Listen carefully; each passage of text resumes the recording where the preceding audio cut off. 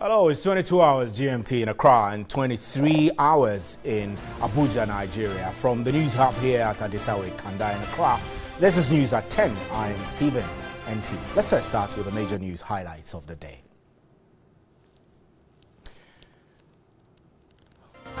The Agric Minister will justify 16 million cedis budget before Cabinet on Thursday to fight the invasion of fall army worms in some parts of the country. The task force will supervise mass spraying of some 1,300 affected lands this weekend.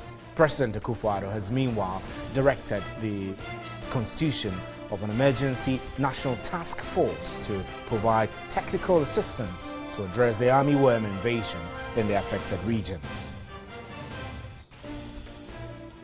And the Supreme Court has directed counsel involved in the case seeking abrogation of the agreement between Government of Ghana and the United States for hosting 2 former Guantanamo Bay detainees in the country to make further submissions. Before a decision is taken, the Apex Court said it has not been able to reach a decision in respect of some of the reliefs sought by the plaintiffs. The New Patriotic Party has inaugurated a 10-member 2016 Election Review Committee to assess its performance in the last elections and map out a strategy for the 2020 elections. The party's acting General Secretary, John Boedu, says the committee will also review the party's relationship with government officials. Those are our major news highlights. Remember, we're streaming live on our Facebook page, and you can hear us on 3FM 92.7 as well as on our affiliates across the country. You can hear us also on the TuneIn app on your mobile phone. Up next, we have more news for you. Up next is the big one.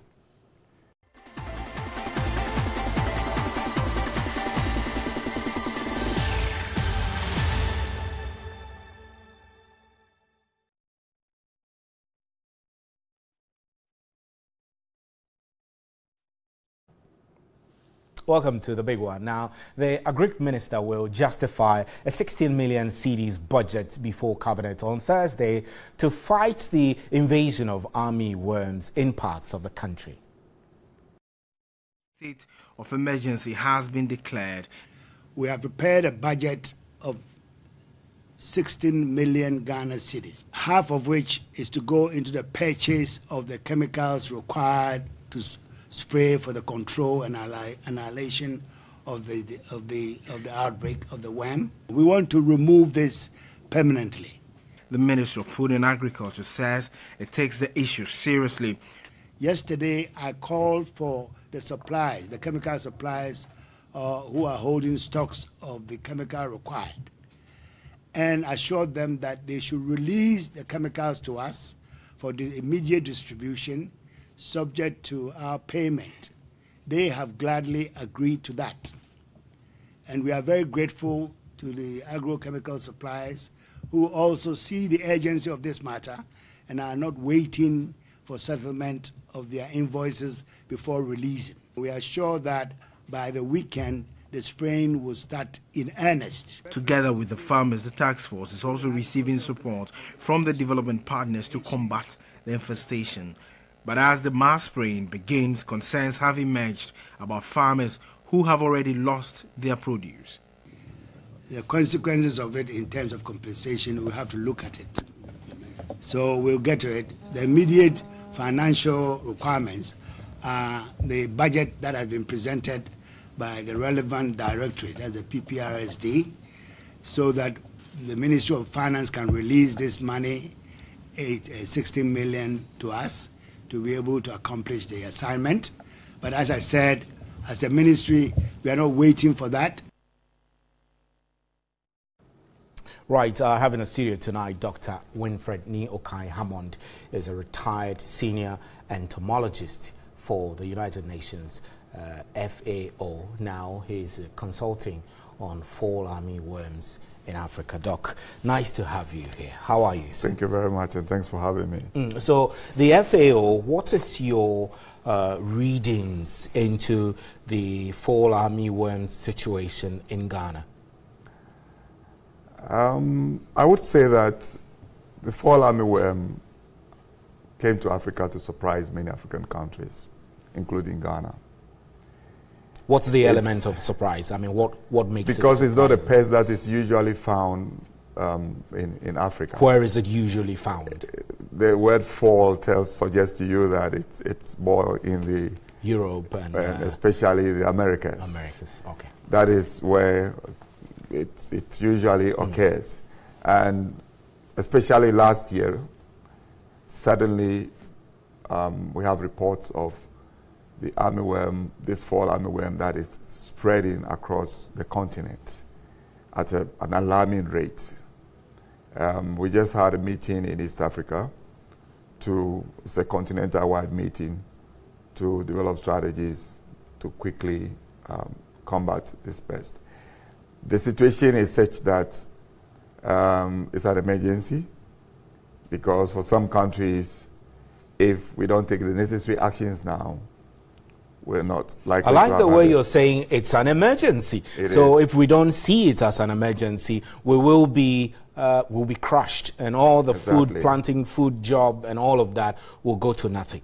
Exactly. Let me give you an example. In Zambia, 2-3 months ago, they had to replant 90,000 hectares of corn, of maize. They lost it to the fall armyworm and had to replant it. That's incredible.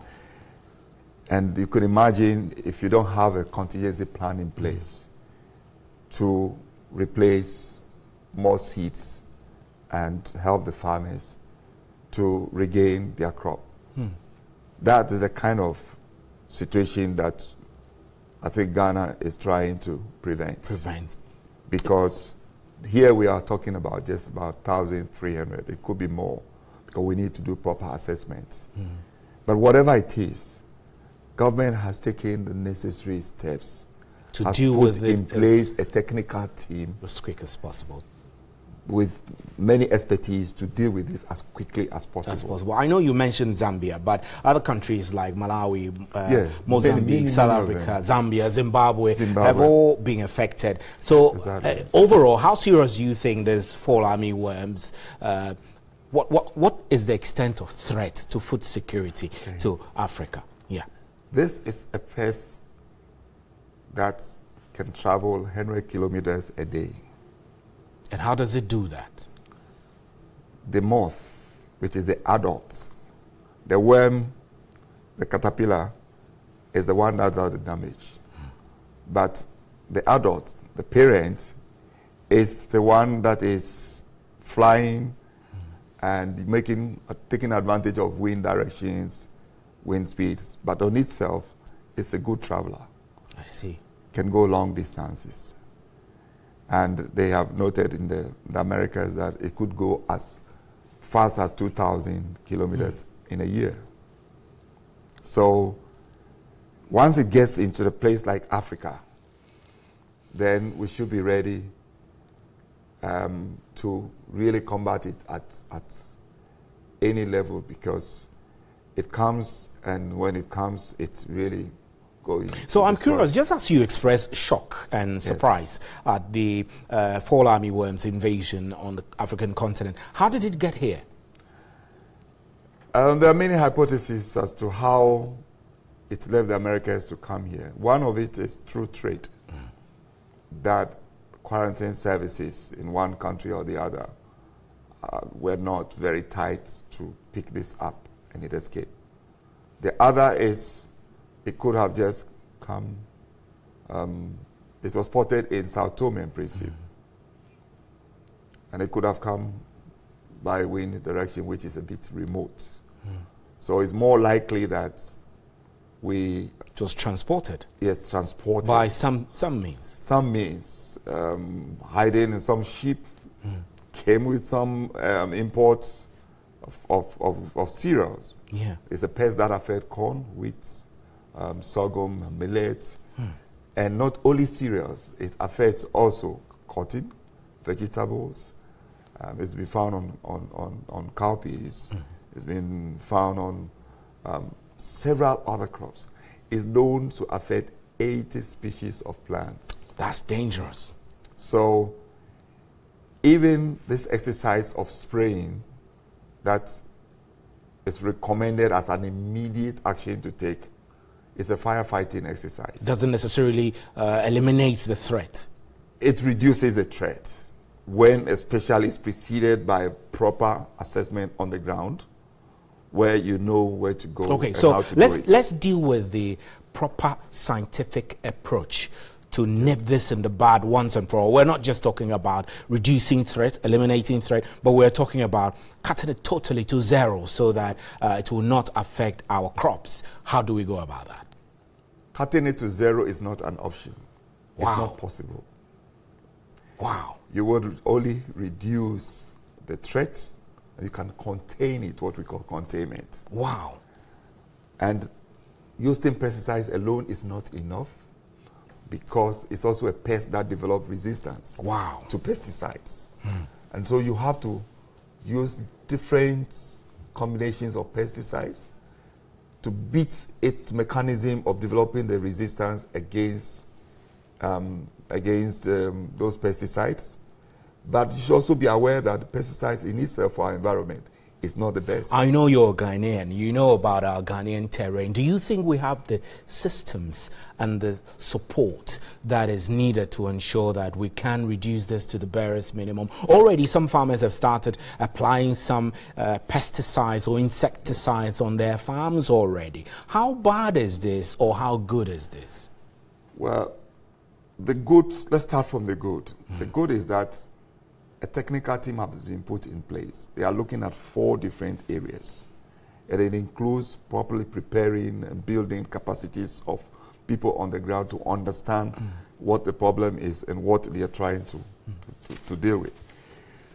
We also have the group that is looking at different options, what we call a management toolbox, out of which you have different approaches.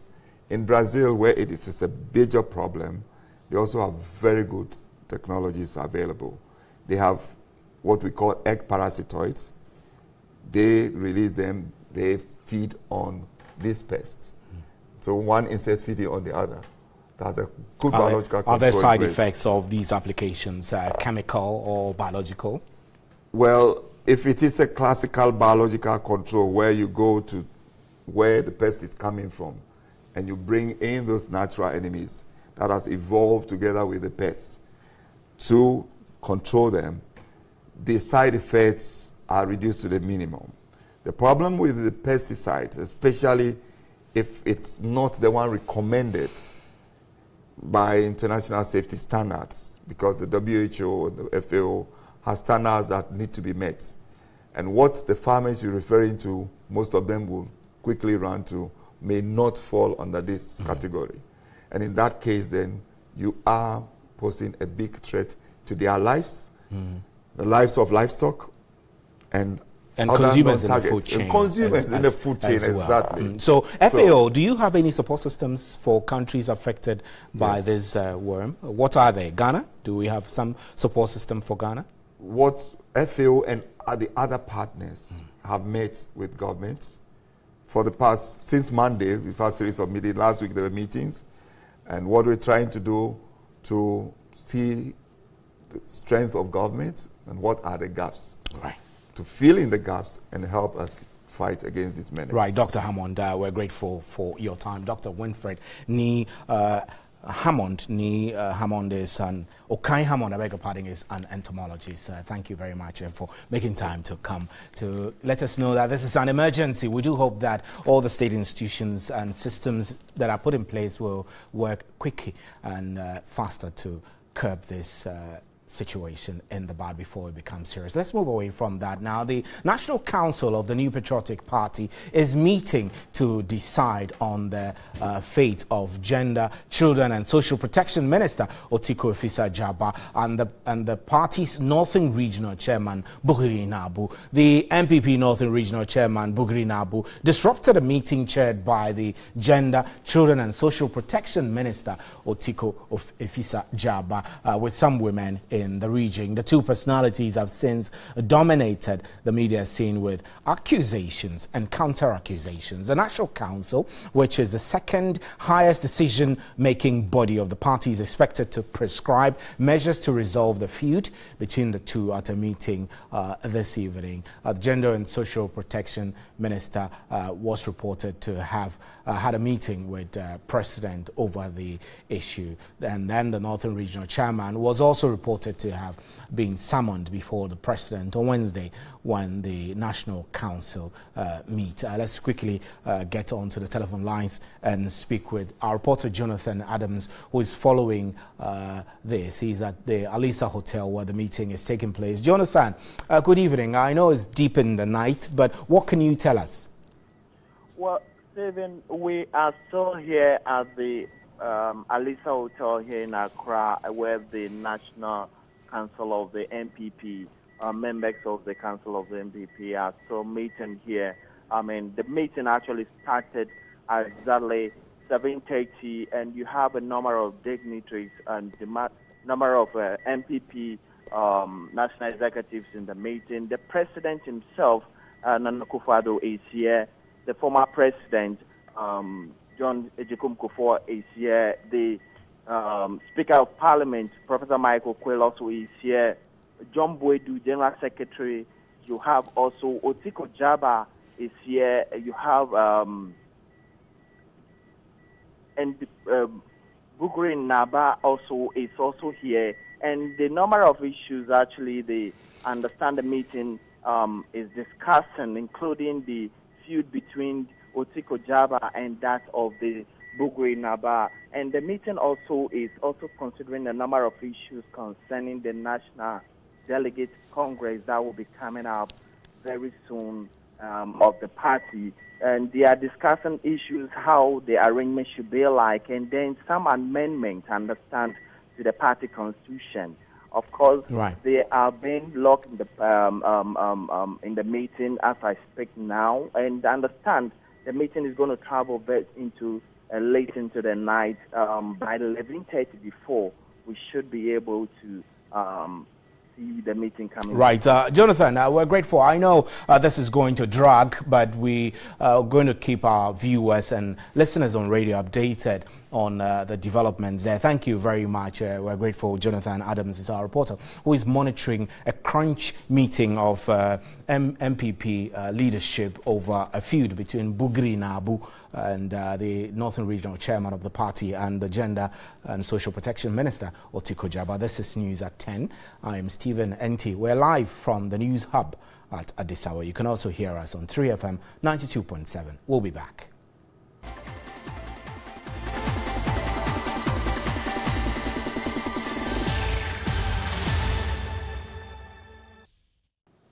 Now, 49 victims of Tuesday's gas explosion at Takoradi are still on admission at 3 major health facilities there. 7 of the victims who sustained serious burns are said to be in critical condition and needed to be referred for better attention.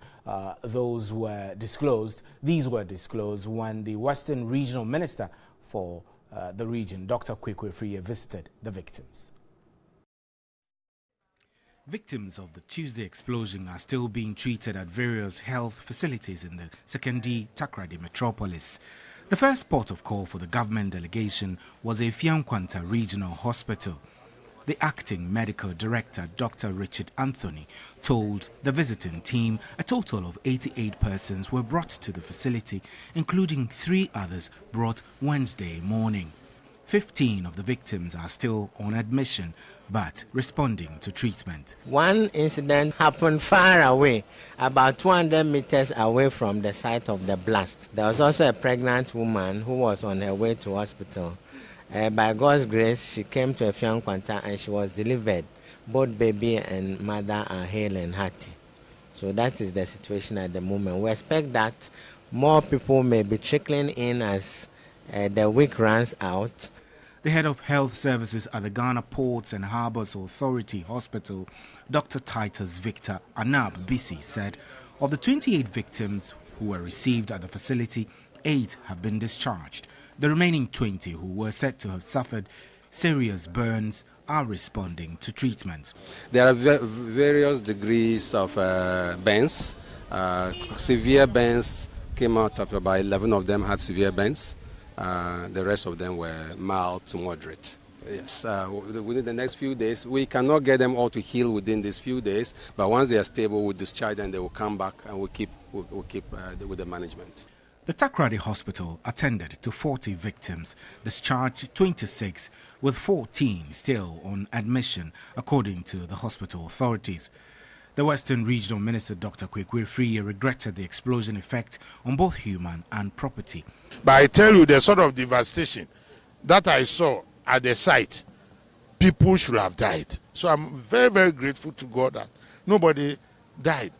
He said a 5-member committee will be formed to deliberate on how the cost of the treatment of the affected will be shared. And the Speaker of Parliament, Professor Mike Okwe, has called for economic cooperation among African countries to foster growth and development. He was speaking during a courtesy call by Egypt's Foreign Minister, Sameh Shoukry. Ghana-Egypt bilateral relations date back to the period of national liberation across the African continent in the 1950s. The visit to Ghana is part of Cairo's effort to strengthen ties with countries on the African continent. Speaker of Parliament Professor Mike Okwe, who received the delegation led by Egypt's Foreign Minister Sameh Shoukry, noted Africa is faced with several economic challenges, hence the need for countries to be more open to other economic opportunities. This is the time when Africa is seeking closer cooperation in economic terms, so that the more specialization in terms of industry and in terms of economic development. Egypt's Foreign Minister Sameh Shoukry acknowledged that the 6 years of political turbulence and transition in Egypt have brought to the fore the need to foster continuous ties with other African countries. Egypt has in the past fulfilled its responsibilities towards African solidarity and looks forward in this era of its also transition to a new system of government and enhance the level of our development together. According to the Foreign Minister, Egypt has about $1 billion investment in Ghana. These are in the areas of infrastructure, construction and power. Member of Parliament for Kaikwe Central Patrick Boama called for collaboration between the two countries to further improve the aviation and health sectors. Eurojet is an Egyptian company that is building about 9 hospitals. It's encountered a lot of challenges. Most of the districts that these hospitals were to have been set up have not benefited from that project since 2008. With your knowledge in these areas, you'll be able to assist the company if they have any challenges. And the Bono Hafo and Volta regions are currently top of the HIV prevalence rate at antenatal clinics. In the latest HIV survey by the National AIDS Commission and the Ghana Health Service, the median HIV prevalence for 2016 was 2.4%. Let's quickly get on to the telephone lines now and speak with Dr. Isiado, Programs Manager at the National AIDS Control Program.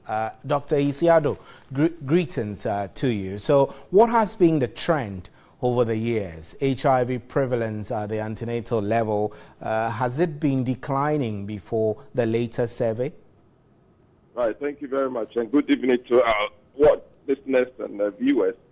HIV in Ghana for the past 20 years has been on the decline. That is what we say, because since we started monitoring the trend since 1992, we've seen a reduction.